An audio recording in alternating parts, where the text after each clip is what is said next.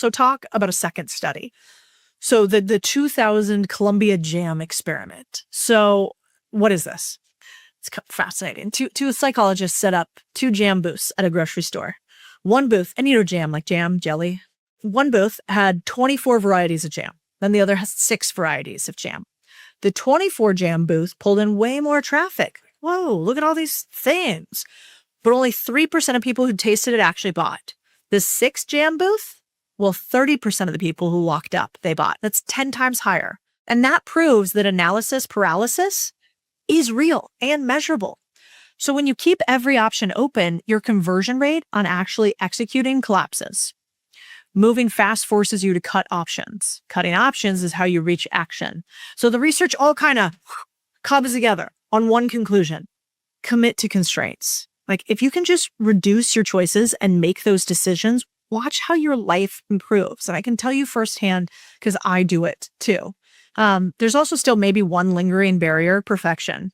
And the objection I hear the most is something along the lines, and tell me if you feel this, or you can write in the comments what your objection is to moving fast.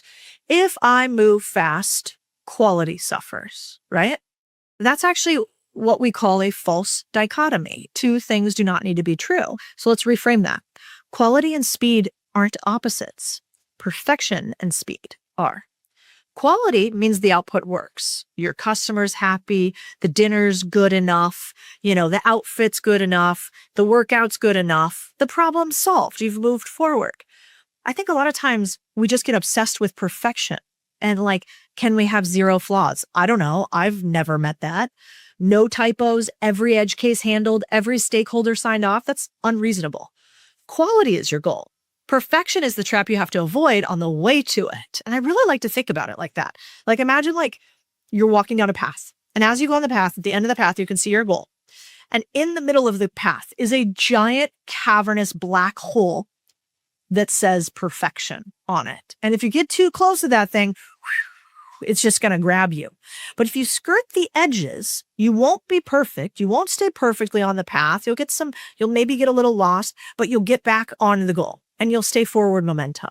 And so the worst entrepreneurs, I think, try to ship at 100% and end up shipping at 40% 6 months later because they never had real data to work against. And I think in this world we're in today, this is more true than ever.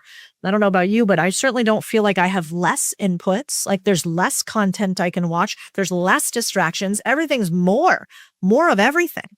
And so I think you have to start narrowing down. And I love this line by Reid Hoffman. He said, if you're not embarrassed by the first version of your product, you shipped too late. It's funny because I was trying to think about example stories for this one. And what I came to, I cannot think of a single time in which I shipped a product and it was perfect. Ever. I've been, entrepreneurship for 15, 16 years.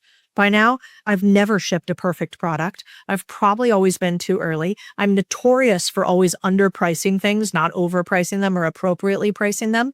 And when I started contrarian thinking, I offered a lifetime membership to something that required my time every single week. And I think I charged people $499 for it for a lifetime of access. What was I thinking? And I remember people still get mad. I had lifetime access. I was I had to close that whole product line because that thing made so little sense. But that little thing that made no sense, that was way underpriced, got me to where I am today. So here's 5 moves you can make to increase your speed and get the win and not let those little mistakes stop you. Okay, you ready for the 5? Okay, 1. End every meeting with a decision or a deletion. If the meeting didn't produce one or the other, it was therapy. That's not a meeting. If the next meeting can't produce either, cancel it. Just don't even have the meeting. Okay? 2, 24-hour rule. You already heard me talk about this a little bit, but every decision that's a 2-way door, any reversible decision in your life gets made within 24 hours of being surfaced. New vendor, bam, tomorrow. New test, run it tomorrow. The shot clock of 24 hours forces clarity. I'm considering making it faster. 24 hours may be too slow in today's world. But let's chill out for right now. We'll start with 24. 3, kill one recurring meeting in your life this week. Pick the weak one, the one where everyone shows up with nothing and leaves with nothing. Kill it. Send a note instead. If nobody asks for it back after 2 weeks, it's proof you made the right decision. Also on this one, be pissed if somebody wastes your time or your team's time. I had a meeting this week where a guy was supposed to come with a bunch of ideas. One of my members is located in the UK. The guy stayed up until like 9 or 10 at night, UK time, to be at this meeting. And the guy who was supposed to come with all the ideas didn't come with ideas fully flushed at all. Now, for me, it was like 3 or 4, I don't know time differences, but it was during my workday. So like I could have just been like, okay, well, whatever. But I said, please exit the meeting to this guy. And I said, did you guys think those ideas were fully flushed out? The team said no. I go, Christian, do you feel like you wasted your Friday night or was this useful for you? And he said, no, this wasn't very useful for me. And I said, I'm so sorry. It's totally unacceptable that we should take away your time. Somebody else didn't prep so that you had to waste your day. Not okay. And so that was the feedback we gave him. We said, if you're going to do that again, please pick another company because this isn't going to roll here. And I value my team's time. I want these motherfuckers to work hard. But I don't want them to have to work harder than they need to, like ever. I don't want them to waste their time. That's just mean. And so think about where in your life can you do the exact same thing? Kill time vampires. 4, write the press release first. I love this. Before you build anything new or pursue a new idea, write a faux press release. Like, what does it do? Why does the customer care? How is it different? If it's not compelling, should we build it? This is going to compress months of planning into an afternoon. And then step 5, maybe the most important, disagree and commit. Your team does not need consensus. Not everybody has to agree. It needs commitment. It needs commitment. Anybody can disagree publicly and push back hard. That's okay. But there will be a moment where you will have to say, we are moving through this. And so at our company, we say disagree, but commit. So full effort, no sabotage. This single cultural move will triple your speed. Just one other example from this weekend, because I was apparently on a fucking roll this weekend. Tell me if you guys want a podcast on this. I'm kind of obsessing on it. Tell me in the comments and I'll do a different one. But I really don't like when people think small.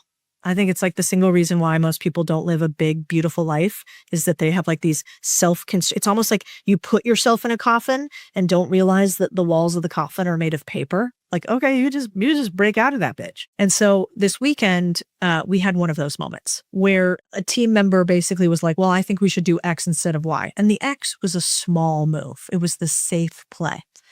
And I won't out him because, this is a great employee, but I basically had to I wrote a strongly worded email and the email just said like, we need to think big when we talk to vendors. And if you're not going to think big yet, or you're not ready to, or I haven't prepared you to think big yet, or you don't understand thinking big, that's my fault, not yours, that I haven't rubbed that off on you yet. But if you can't think big, don't talk to vendors. Just don't talk to them. Hand them off to me or the other members of the team that get it. And when you get it, you can talk to them again.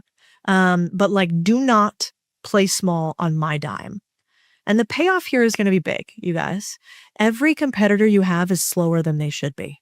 And speed is like sitting there, free, untouched, available to anybody willing to pick it up.